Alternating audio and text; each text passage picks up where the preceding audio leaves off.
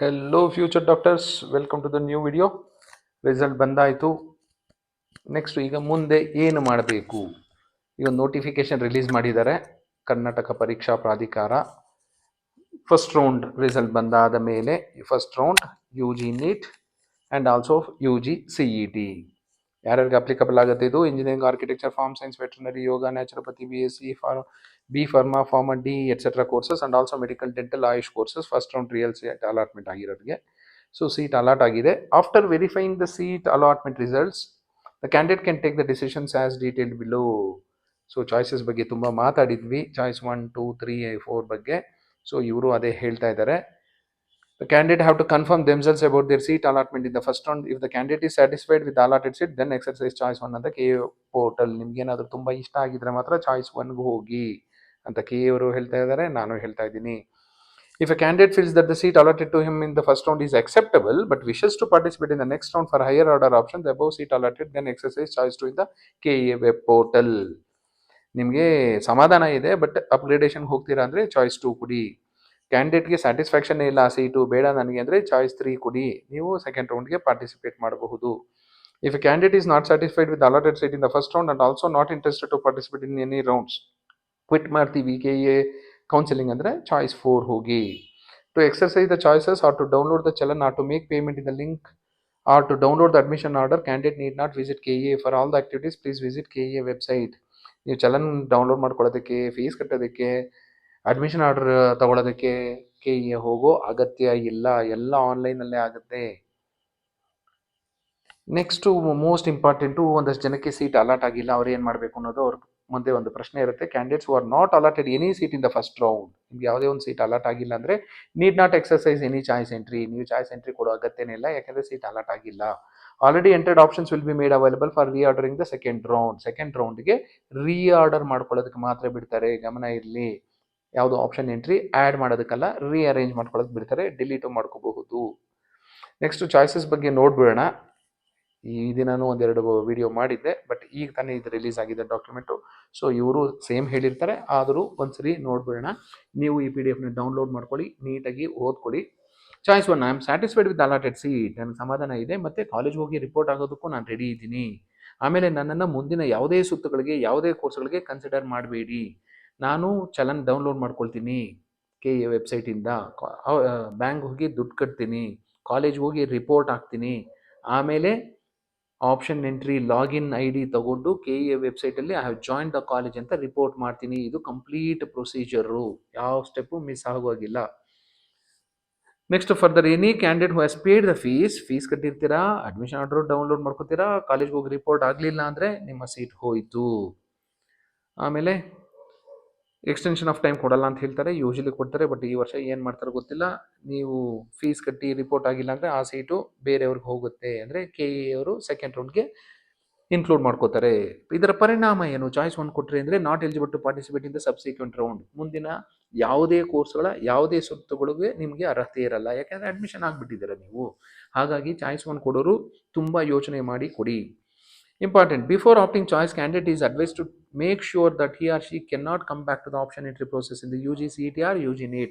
ನೀವು come back ಮಾಡಲಿಕ್ಕೆ ಆಗೋದೇ ಇಲ್ಲ, ವಾಪಸ್ ಹೋಗ್ಲಿಕ್ಕೆ ಆಗೋದಿಲ್ಲ ಅನ್ನೋದು ನಿಮ್ಮ ಗಮನದಲ್ಲಿ ಇರಲಿ. The candidate who exercise choice 1 should follow the guidelines detailed below. ಏನೇನು ಮಾಡಬೇಕು ಚಾಯ್ಸ್ 1 ಕೊಟ್ಟರೆ ನೀವು? ಇಫ್ ಸ್ಯಾಟಿಸ್ಫೈಡ್, ಎಕ್ಸರ್ಸೈಸ್ ಚಾಯ್ಸ್ 1 ಅಂತ ಕೆ ಎ ವೆಬ್ ಪೋರ್ಟಲ್ ನಾಳೆ ಬೆಳಿಗ್ಗೆಯಿಂದ 31ನೇ ತಾರೀಕು ಬೆಳಿಗ್ಗೆಯಿಂದ ಚಾಯ್ಸ್ 1 ನೀವು ಆಪ್ಷನ್ ಎಂಟ್ರಿ ಮಾಡಬಹುದು. ಅದಾದ ಮೇಲೆ download the challan from the K A website. ನಿಮ್ಮ ಮನೇಲಿ ಪ್ರಿಂಟರ್ ಇದ್ದರೆ ಪ್ರಿಂಟು ಮಾಡ್ಕೊಳ್ಳಿ.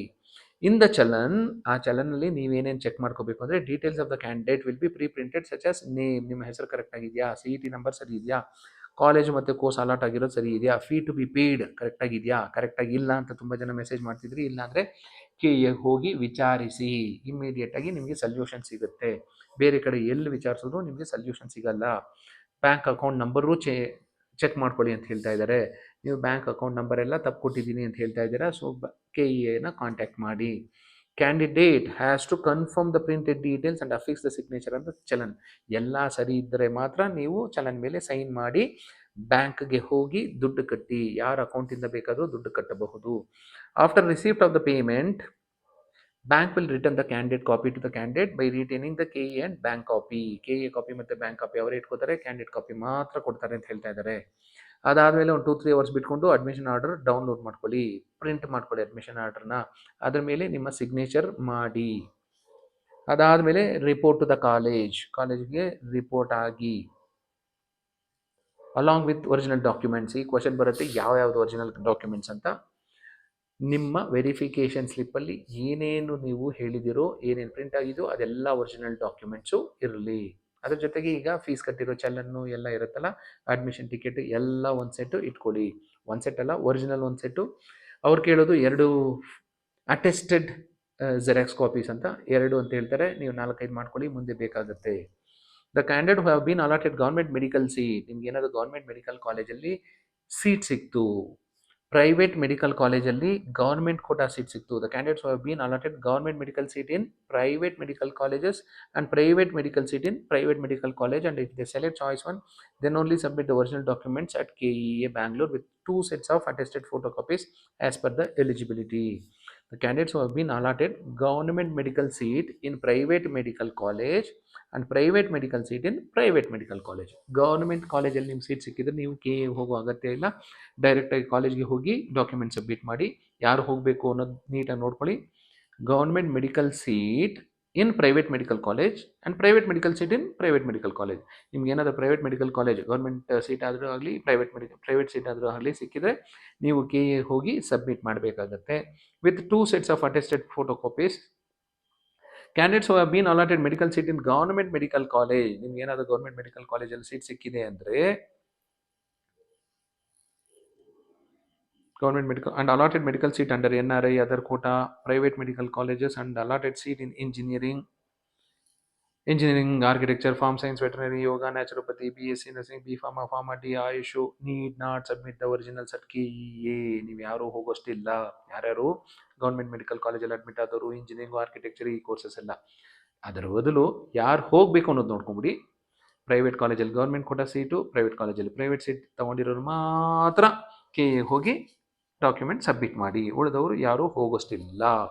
But they must compulsorily submit the original documents at the respective colleges at the time of admission. ಉಳಿದವರೆಲ್ಲರೂ ಅಡ್ಮಿಷನ್ ಟೈಮಲ್ಲಿ ಕಾಲೇಜ್ಗೆ ಹೋಗಿ ಒರಿಜಿನಲ್ ಡಾಕ್ಯುಮೆಂಟ್ಸ್ ಕೊಡಬೇಕಾಗುತ್ತೆ. This is about choice 1.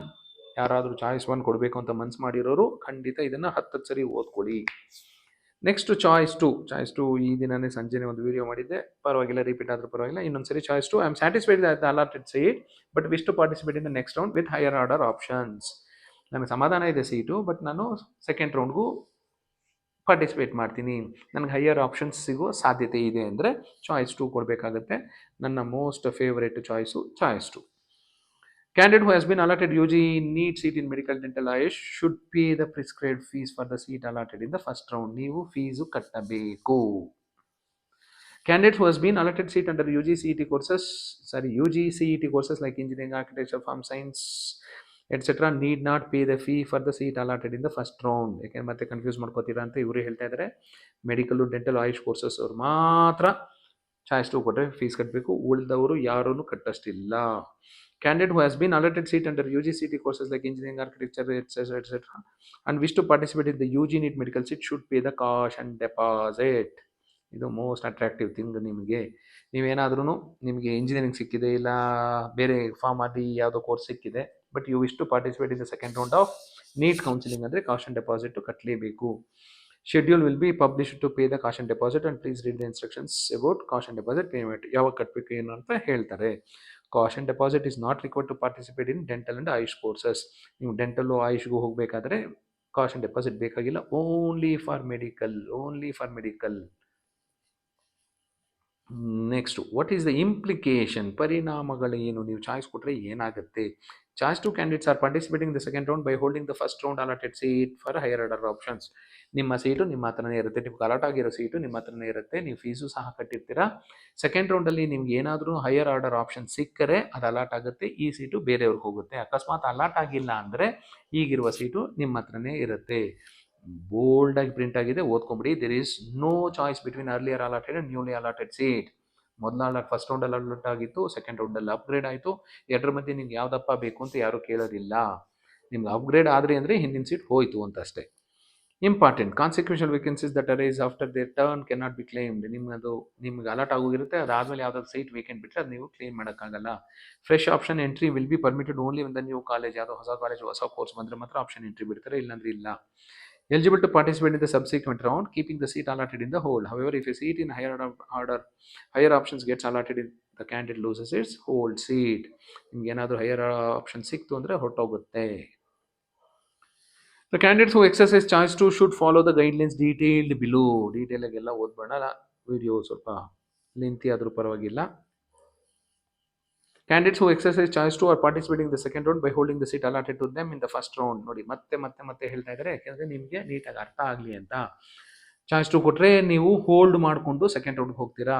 ನಿಮ್ಗೆ ಏನಾದರೂ ಹೈಯರ್ ಆರ್ಡರ್ ಆಪ್ಷನ್ ಸಿಕ್ಕಿದ್ರೆ ಮೊದಲು ಸಿಕ್ಕಂಥ ಫಸ್ಟ್ ರೌಂಡಲ್ಲಿ ಸಿಕ್ಕಂಥ ಸೀಟು ನಿಮಗೆ ಕ್ಯಾನ್ಸಲ್ ಆಗುತ್ತೆ. ನಿಮ್ಗೆ ಏನಾದರೂ ಹೈಯರ್ ಆಪ್ಷನ್ ಸಿಗಲಿಲ್ಲ ಅಂದ್ಕೊಳ್ಳಿ, ನಿಮ್ಮ ಹತ್ರ ಇರೋ ಸೀಟು ನಿಮ್ಮ ಹತ್ರನೇ ಇರುತ್ತೆ. ಸೆಕೆಂಡ್ ರೌಂಡ್ ಆದಮೇಲೆ ಕಣ್ಣು ಮುಚ್ಕೊಂಡು ಹೋಗಿ ಅಡ್ಮಿಟ್ ಆಗಬೇಕಾಗುತ್ತೆ. ಎಕ್ಸಾಂಪಲ್ ಸಮೇತ ಕೊಟ್ಟಿದ್ದಾರೆ, ಅದನ್ನು ಓದ್ಬಿಡ್ತೀನಿ. Higher order options means presume that the candidate has entered 180 options. 180 option ಕೊಟ್ಟಿದ್ದಾರೆ. And seat is allotted for her priority is 123. 1ರಿಂದ 180 ಕೊಟ್ಟಿದ್ರಿ ನೀವು, 123ನೇದು ನಿಮಗೆ ಸಿಕ್ಕಿದೆ. Then priority number 1 to 122 are the higher order options. ನಿಮಗೆ ಗೊತ್ತಾಗಲ್ಲ ಅಂದ್ಬಿಟ್ಟು ಅವ್ರು ಹೇಳ್ತಾ ಇದ್ದಾರೆ 1ರಿಂದ 122 ಮಾತ್ರ ಹೈಯರ್ ಆಪ್ಷನ್ಸು, ಇದೆಲ್ಲ ಲೋಯರ್ ಆಪ್ಷನ್ಸು. 124ರಿಂದ 180 ಇದೆಲ್ಲ ಆಟೋಮೆಟಿಕ್ಕಾಗಿ ಡಿಲೀಟ್ ಸಹ ಆಗುತ್ತೆ. The lower options, that is from 124 to 180, get deleted automatically. ನಿಮ್ಗೆ ಉಳಿಯೋದು ಇದು ಹೈಯರ್ ಆರ್ಡರ್ ಆಪ್ಷನ್ಸು, ಯಾಕಂದರೆ ಅದು priority. If any higher order options are not allotted, then the seat allotted to them in the first round will remain with the candidate. ಅದು ನಿಮ್ಮ ಹತ್ರನೇ ಇರುತ್ತೆ. That is the meaning of hold. Candidates can alter, delete, reorder or modify the higher order options. ಇಷ್ಟು ಮಾತ್ರ ಮಾಡ್ಲಿಕ್ಕೆ ಸಾಧ್ಯ. ಆಲ್ಟರು, delete, ರಿಆರ್ಡರು, modify, add ಮಾಡೋದಕ್ಕೆ ಸಾಧ್ಯ ಇಲ್ಲ. in the second round option entry portal. Wait for the second round option entry and seat allotment schedule. ಈ ದಿನ ತುಂಬ ಜನ ಕೇಳ್ತಿದ್ರು, ಸರ್ ಸೆಕೆಂಡ್ ರೌಂಡ್ ಯಾವಾಗ ಅಂತ. ರಿಲೀಸ್ ಮಾಡ್ತಾರೆ, ಹೇಳ್ತಾರೆ, ಪೇಷನ್ಸ್ ಇರಲಿ. ಇದೆಲ್ಲ ನಿಮ್ಮ ಪೇಷನ್ಸ್ ಡೆವಲಪ್ ಮಾಡೋದಕ್ಕೆ ಈ ಪ್ರೊಸೀಜರ್ ಎಲ್ಲ ಮಾಡಿರೋದು. If the candidate likes to participate in with unallotted medical seat in the second round, then he or she has to pay the caution deposit. Schedule will be published to pay the caution deposit, and please read the instructions about caution deposit payment. Caution deposit is not required to participate in dental and Ayush courses. Choice 2 ಕೊಟ್ಟರೆ hold ಅಂತಿರುತ್ತೆ. Next choice 3. I am not satisfied with the allotted seat. ನನಗೆ satisfaction ಇಲ್ಲ, but ನಾನು next ರೌಂಡ್ಗೆ participate ಮಾಡೋಕ್ಕೆ ಇಷ್ಟಪಡ್ತೀನಿ. With all the already entered options except the allotted options by surrendering the allotted seat. ನಾನು option entry ಮಾಡಿದ್ದೀನಿ, 180 options ಕೊಟ್ಟಿದ್ದೀನಿ, ನಾನು 180 ಇಟ್ಕೋತೀನಿ. ಎಕ್ಸೆಪ್ಟ್ ಈಗ ನಾನು ಸ್ಯಾಕ್ರಿಫೈಸ್ ಮಾಡ್ತಿದ್ದೀನಲ್ಲ, ರಿಜೆಕ್ಟ್ ಮಾಡ್ತಿದ್ದೀನಲ್ಲ, ಆ ಸೀಟ್ ಬಿಟ್ಟು ಉಳಿದಿದ್ದೆಲ್ಲ ನಾನು ರೀಅರೇಂಜ್ ಮಾಡ್ಕೋತೀನಿ, ರೀಆರ್ಡ್ರ್ ಮಾಡ್ಕೋತೀನಿ. ಈಗಿರೋ ಸೀಟು ನಾನು ಸರೆಂಡರ್ ಮಾಡ್ತಿದ್ದೀನಿ ಅಂತ ಅರ್ಥ. ಚಾಯ್ಸ್ 3. ಇದನ್ನು ನಾನು ಸಜೆಸ್ಟ್ ಮಾಡೋದಿಲ್ಲ, ಬಟ್ ನಿಮ್ಗೆ ತುಂಬ ಇಷ್ಟ ಇಲ್ಲ ಅಂದರೆ ಚಾಯ್ಸ್ 3 ಕೊಡಿ. Eligible to participate in the subsequent round by rejecting the allotted seat. Note, consequential vacancies that arise after their turn ಆಯಿತು. Chances of getting the lower order options is subject to availability of seats as other candidates next to your rank might have entered these options and seat would have been allotted to them based on the merit. ನಿಮಗಿಂತ ಕಡಿಮೆ rank ಇರೋನು first ರೌಂಡಲ್ಲೇ option entry ಮಾಡಿ seat ತೊಗೊಂಡು admit ಆಗಿರ್ಬೋದು. ಹಾಗಾಗಿ ನಿಮಗೆ ಸಿಗದೇ ಇರೋ ಚಾನ್ಸಸ್ಸು ಇರುತ್ತೆ. ಗ್ಯಾರಂಟಿ ಸಿಕ್ಕೇ ಸಿಗುತ್ತೆ ಅಂತ ಏನೂ ಇಲ್ಲ. The candidates who exercise choice 3 should follow the following instructions. Candidates who exercise choice 3 need not pay the fees for the allotted seat in the first round. ಯಾಕೆ ಕಟ್ತೀರಾ ಫೀಸು? ಯಾಕಂದರೆ ರಿಜೆಕ್ಟ್ ಮಾಡ್ತಾ ಇದ್ದೀರಾ ಸೀಟು, ಫೀಸ್ ಎಲ್ಲಿಂದ ಕಟ್ತೀರಾ? Fees ಕಟ್ಟೋಷ್ಟಿಲ್ಲ ಅಂತ ಹೇಳ್ತಾ ಇದ್ದಾರೆ. Candidate who exercise choice 3 are not satisfied with the allotted seat. The candidates who exercise choice 3 are participating in the second round by rejecting the seat allotted to them in the first round.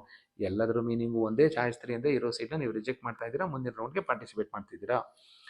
ಮತ್ತು ಇರೋ ಎಲ್ಲ options accept rejected ಎಲ್ಲ ನಿಮಗೆ ಕಾಣುತ್ತೆ. The candidate likes to participate in the unallotted medical seat in the second round and she has to pay caution deposit. Choice 3 ಕೊಟ್ಟರೆ ನೀವು caution deposit ಕಟ್ಟಲೇಬೇಕು, 1 ಲಕ್ಷ. ಇಲ್ಲಾಂದರೆ ನಿಮಗೆ ಎಲಿಜಿಬಿಲಿಟಿ ಇರೋದಿಲ್ಲ ನೆಕ್ಸ್ಟ್ ರೌಂಡ್ಗೆ.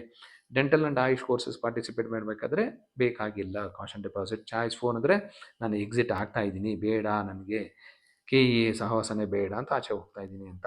ನೆಕ್ಸ್ಟ್ ಇಂಪಾರ್ಟೆಂಟ್ ಅಂತಿದೆ, ಏನೋ ನೋಡೋಣ ಇಲ್ಲಿ. Important instruction to seat not allotted candidates. ತುಂಬ ಜನ ಇದ್ದೀರಾ, ಅಲ್ಲಿ ಯಾವುದೂ ಸೀಟ್ ಅಲಾಟ್ ಆಗಿಲ್ಲ ಅಂದರೆ ನೀವು ಯಾವುದೂ ಚಾಯ್ಸು ಎಕ್ಸರ್ಸೈಸ್ ಮಾಡೋ ಅಗತ್ಯ ಇಲ್ಲ. ಎಲ್ಲ ಆಪ್ಷನ್ ಎಂಟ್ರಿಗಳು ನೀವೇನೇನು ಮಾಡಿದ್ದೀರಲ್ಲ ಅದೆಲ್ಲ ನಿಮ್ಗೆ ಅವೈಲೇಬಲ್ ಇರುತ್ತೆ. ರೀಆರ್ಡ್ರ್ ಮಾಡ್ಕೋಬೋದು. ಸದ್ಯಕ್ಕಿಲ್ಲ, ಅವ್ರು ಅನೌನ್ಸ್ ಮಾಡ್ತಾರೆ ಅದಾದ ಮೇಲೆ.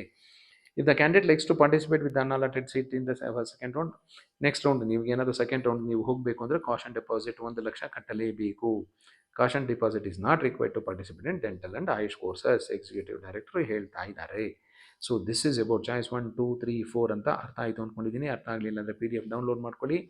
ಹೇಳಿದ್ನಲ್ಲ ಮೊದಲೆಲ್ಲ ನಿಮ್ಮ ಸ್ಕೂಲಲ್ಲಿ 10 ಸರಿ 5 ಸರಿ ಬರ್ಸ್ತಿದ್ರಲ್ಲ, ಆ ಥರ 10 ಸರಿ 5 ಸರಿ ಓದ್ಕೊಳ್ಳಿ. ನೀಟಾಗಿ ಅರ್ಥ ಆಗುತ್ತೆ, ಏನೂ ತೊಂದರೆ ಇಲ್ಲ. All the best for your counselling. Thank you.